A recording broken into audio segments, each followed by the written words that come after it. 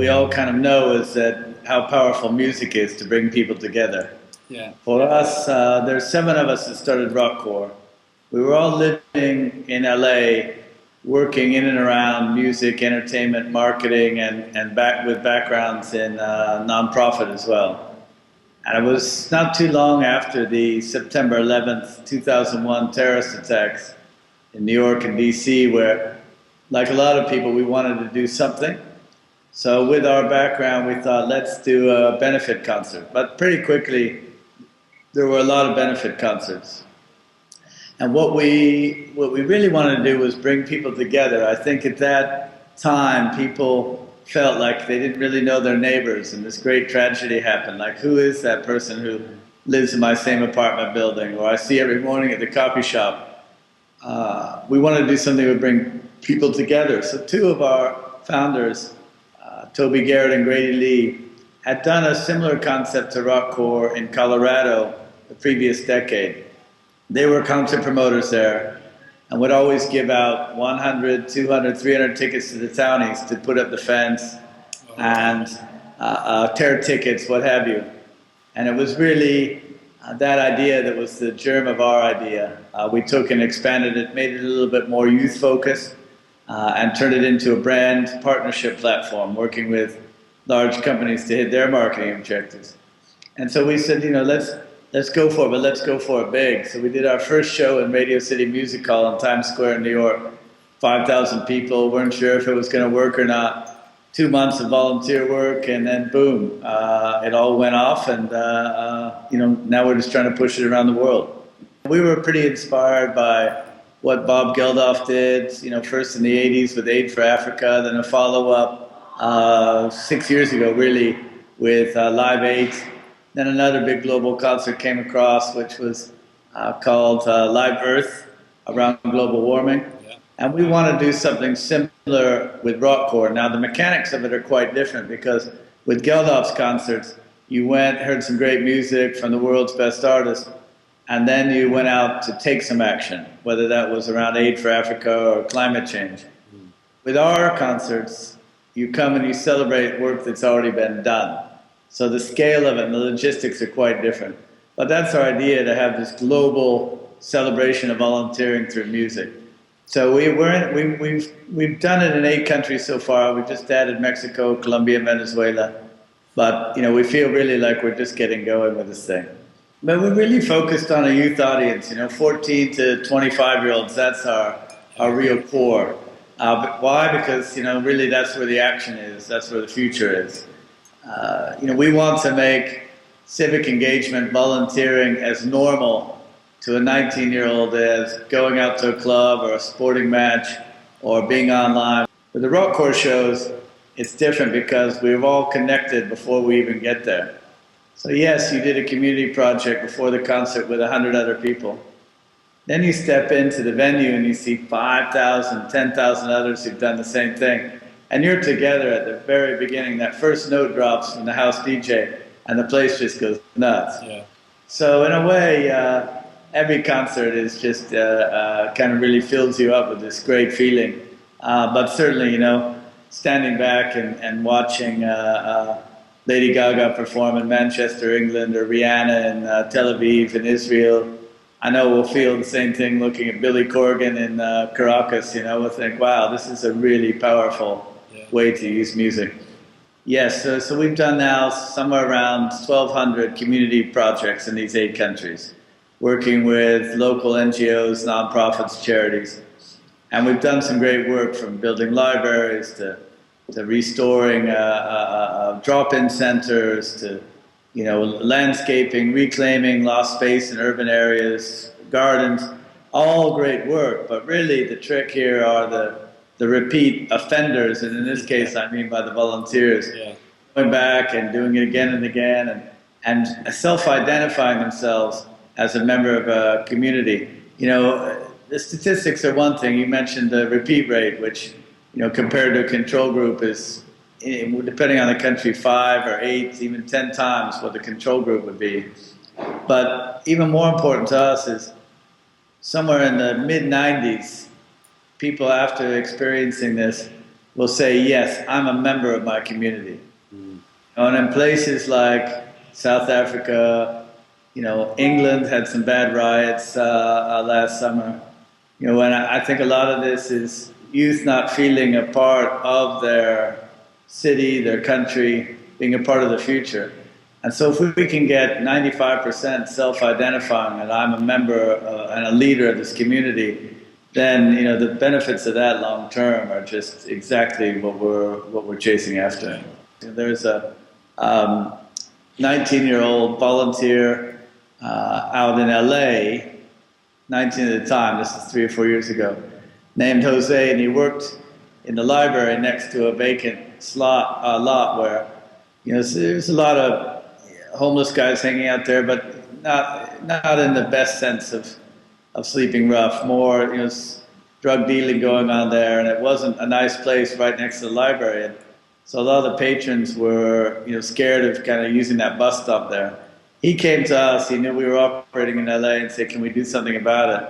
We had him organized, taking over that whole vacant spot, reclaiming that area, landscaped it, put some fencing in, got the local police involved, and you saw that whole block in South Central LA really bloom. So if we can work alongside, what is inside a 19-year-old's head and make that come alive, imagine the ripple effect. Not just in Jose, but that whole community and that whole base there in a fairly blighted neighborhood.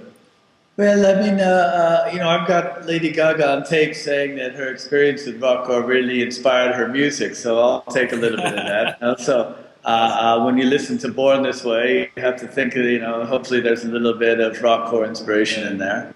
The artist, it's a really easy ask for the artist. The only problem comes down to scheduling.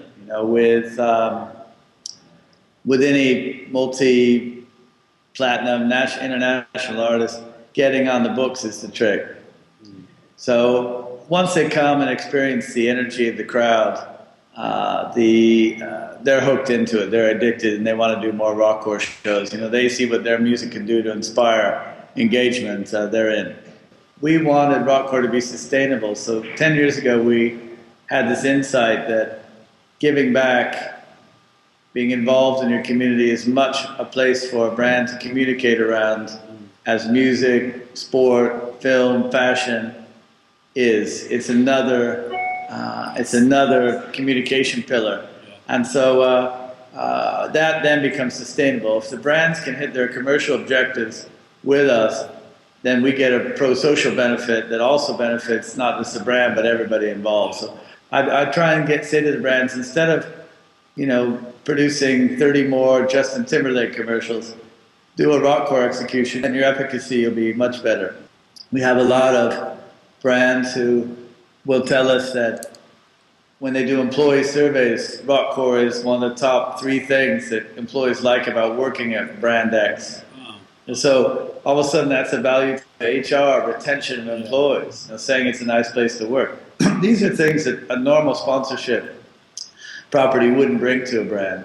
Sort of the long tail of our platform for them. There's not a week that goes by when somebody doesn't pop up, a CEO or chairman of some brand somewhere that says, involving ourselves in our consumer lives, giving back, having a great pro-social platform is very important to our future as a company. But yet, how do you go and activate it with kind of the traditional setup in terms of corporate communication? That's where I think there is a new wave of entrepreneurs coming in that will continue to serve up, whether it's rockcore or something that has this cross-functional offer to these brands.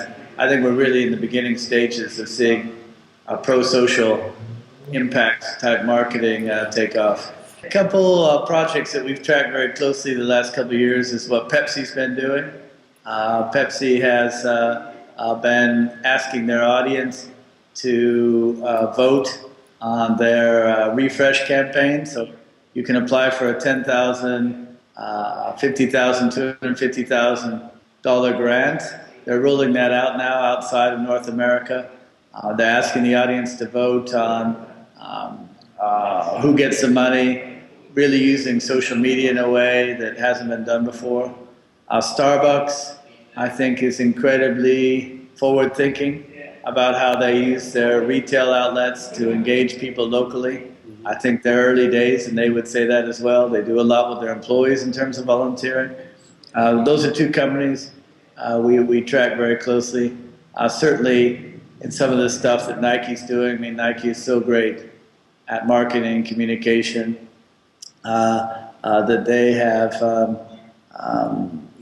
built so many great facilities, done it alongside their consumers, use their athletes in a great way. I think Nike's really good at it. Apple's an interesting one, biggest company in the world now in terms of market cap, but a lot of the things they do, you don't see consumer facing. They really do, kind of creatively behind the scenes. I'd be very interested to see where they go in the future and being more consumer facing with the type of sort of creative education and implementation that they do. So, those are some of the big guys that we keep a close eye on. Yeah, we have said to each other on many occasions that Rockcore as a global organization wouldn't have been possible 15 years ago. The amount of tools that we have, starting with video chat and conferencing, ranging to online sharing tools, to the applications we use on our smartphones. The amount of overhead that is required for entrepreneurs to operate globally is shrank so much because of the technological tools. This wouldn't have been possible on this scale 15 years ago. So we take advantage of almost every single tool that's out there, and just try and stay in touch and understand also what each person is doing for the organization. So you're there to support and spread rather than sort of overlap and get in the way. Well, we play around with a lot of them, but we started on Dropbox. Now a lot of stuff's migrating over to Box.net. And even the ability that some of the tools you use with GoToMeeting and Skype and being able to do online presentations saves a tremendous amount of money. Yeah. Allows us to go much wider. What we've gotten a lot better at that we would have been more efficient with at the beginning is qualifying. Leads is one way of saying it, but really qualifying the application of our limited resources. We are a big company, but we aim to do big things. We're obsessed by scale. And being able to more smartly apply our limited resources and not waste ourselves down dead ends, we've gotten much better at over time. We've actually formalized that system internally. We've spent a lot of our time in workshopping how to qualify where our resources applied. And we would have done that much earlier knowing what we know now, and probably would have sped things up by a couple of years.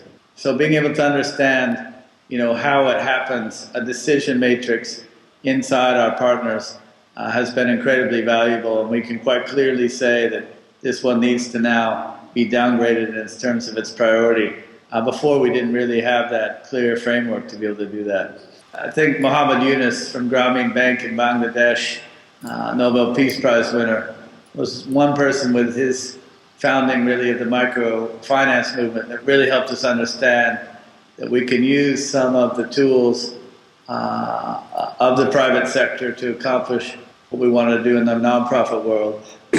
So instead of that pure mindset that I might have had working in the nonprofit sector, I'm much more comfortable with nuance and helping people accomplish mixed goals, whether it's a commercial objective that has a pro-social impact. That's been a real learning journey for me. We often say about Rockcore, it's a great idea, or a lot of people say it about it. They say, oh, Rockcore, I love it, it's a great idea. We quickly fill in the second part of that, which is well executed. So it's a great idea, well executed. And we've had a real focus on our operation, understanding what the critical points are in our platform, what is vital, things that we retain ourselves rather than using as a outsourcing to an agency or in a partnership scenario. Real focus on operations, real focus on results. I think that's what helps a great idea then become manifest. It's not enough to have a great idea. There are plenty of those. A relentless focus on operations and results. Absolutely. I mean, we have a fairly sophisticated algorithm that we have designed to fill up these concert halls with volunteers. And every morning from around the different operations we have, we get an operations report that shows, how many people came to our website, how many people liked us on Facebook in that market. That's the top end of our engagement funnel. How many people confirmed into a volunteer project that day, how many people showed up at a volunteer project. And over time, these things sort of, become very second nature. It's probably like an athlete would learn to, read a cricket pitch or see the way an opponent is moving. You just learn how to read these patterns. And, every day, all of us, no matter where we are in the world, we look at the same reports in the morning and we can detect very early on where success or weakness is occurring. My typical days begin with some trip to or from an airport somewhere. My role is to seek out new and establish or continue to really curate the existing partnerships. And as much as we talked earlier about all the great available technology tools, when you're asking a brand to partner with you on this level that we do with this size of execution, you have to be there in person. They're not just buying into an idea; they're buying into the people behind it. So, if you want to be a global company, particularly with the type of work we do, it means being in the room with people, visiting them there, meeting the NGOs you're going to partner with, understanding how it's going to work culturally in that local spot. So a lot of travel for me, but certainly, when you start to manage a lot of different time zones, you live on your smartphone, communicating, texting back and forth with people. If we didn't love what we do, the hours and the travel would kill anybody else. It's the passion that carries us along. It's just knowing that you're doing the job that you should be doing. By that I mean, it wasn't until I got together with my friends and did rockcore that I thought that I was in the job that I was going to be at. I liked where I was working. I liked the projects I worked on, either in the nonprofit world or in VC, but I knew that wasn't the final stopping point. So just to keep moving in a direction that feels right for you. And then when you're there, like I am in this position, I know this is what I'm meant to do, the experiences I've had in my life, the people I'm working with, and that's a very peaceful feeling when you wake up in the morning or you're working late nights to know this is exactly the project, this is exactly the work that I was really cut out and I'm good at doing. And that is really what gives you the energy. You don't have any existential anxiety about, I'm not in the right career, working with the right people. When you find it, you know it because it's very peaceful. No, it's intentional. And falling in love may be intentional too, as we all know. But no, it's a real intention to be able to maximize your life, frankly. And that means, if you don't feel like this is a place, if you feel like you have some of that existential angst, not the right industry, the right company, the right group of people, it's not something you change overnight, it's a direction in which you move. Look at the people that you surround yourself with, not just in your work, but also in your social life. Are they stimulating you? Are you having conversations that inspire you? What are you reading? Are they things that make you think? Are you writing? Take that constant inventory and say, no, this isn't really feeding me in the way. You don't have to change your group of friends overnight, quit your job and move to a different country. But take that inventory and just move in that direction. Find people who do inspire you and spend more time there. Follow that positive energy. Yeah, because we're surrounded by media, it was a few years ago that I made a very conscious decision to stop reading newspapers. I felt like that was, and I'm sorry for the newspaper industry, I know they haven't had the easiest time, so striking off their list. But I found that everybody was kind of reading the same thing, and it wasn't really creating any unique insights. You know, nothing I love more than sitting down and reading a sports section for 30 minutes in the morning, and then flipping over and reading the politics, which was really like sports but with different players. Yeah. And it wasn't really driving forward any of my creativity or inspiration. And so by putting the newspaper down, that 30, 40, 50 minutes you spend with it every day, and reading books instead, and really carefully selecting the books that you read, that was a big change for me. And it's really helped my ability to think, analyze my perspectives, the more interesting conversations I can have with other people, surrounding myself with different people because I have interesting things to contribute. Changing the things that I put in to my head was very intentional. Now, for me, I love biographies. So, figure out people who you really admire. I mentioned to you Muhammad Yunus. There isn't anything that he hasn't read written that I haven't read. Certainly, other people who I have found very inspirational, great entrepreneurs, leaders, I'll read. I read a lot of nonfiction, so I have to sort of discipline myself to mix in some of the great writers as well. But there's such a great, for my field, there's such a great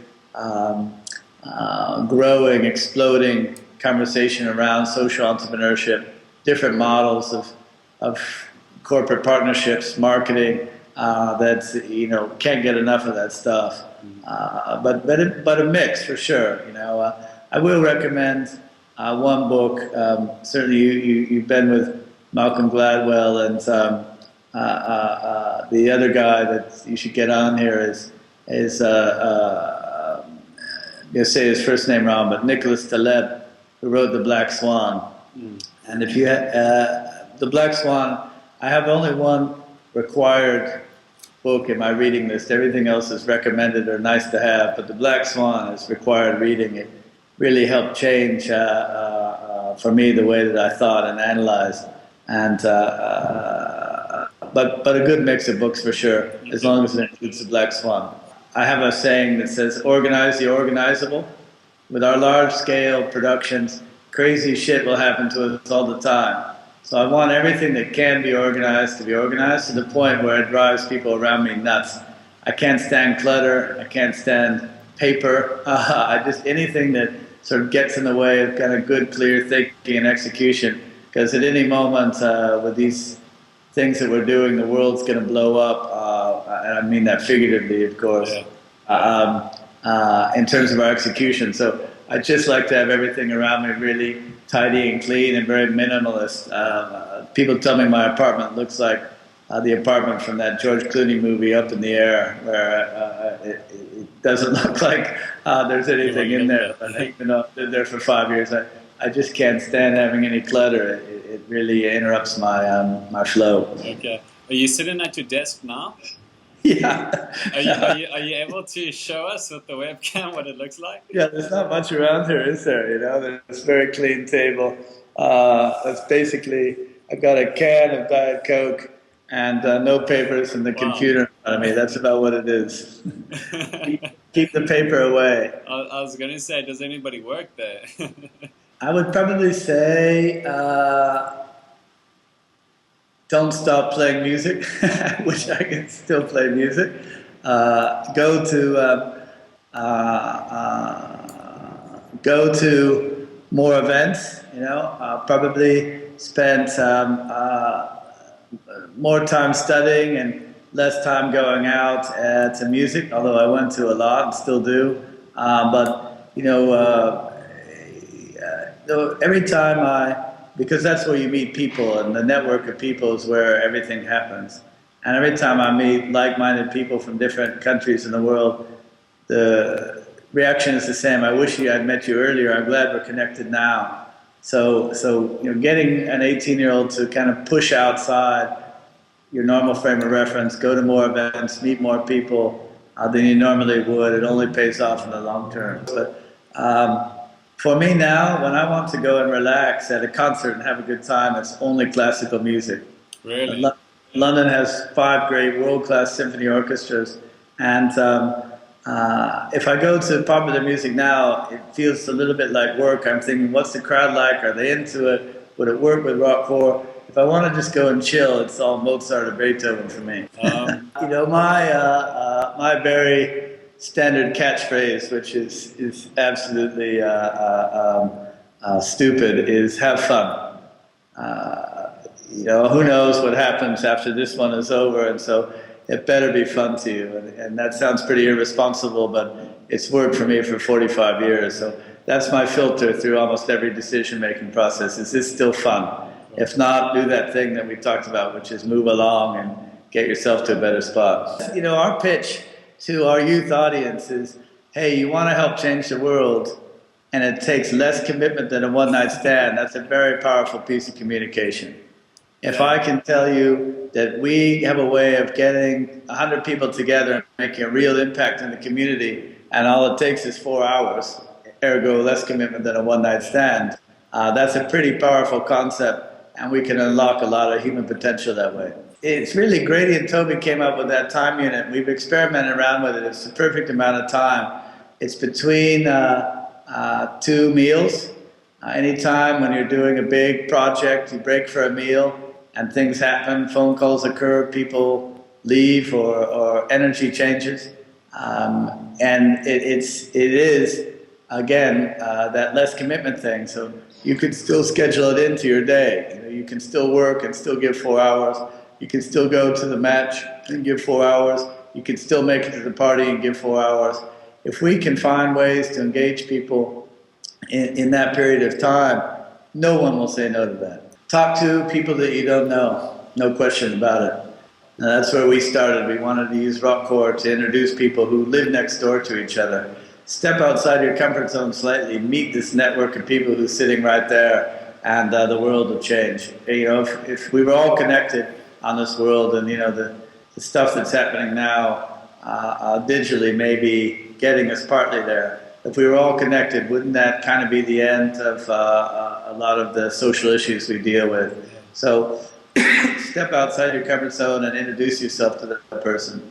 Yeah, for sure. Go on our website. I'm always happy to speak to like-minded people. So drop me an email, Stephen, ph@rockcore.com, or send me a Twitter message, Stephen Greene. So I'd love to hear with like-minded people. Yeah, I would just say, come into our website if you really want to meet some cool NGOs. We've got links to some amazing people in different parts of the world. So please come in, including in South Africa. So please come in, join our conversation, either on our own website or on Facebook, and find some cool shit. Thank you so much, and I hope it wasn't too tough. Enjoyed it. Thanks, Jason. All right, thanks, man. Enjoy the soccer. All right, man. Thanks. All right, Take care. Stephen. Bye.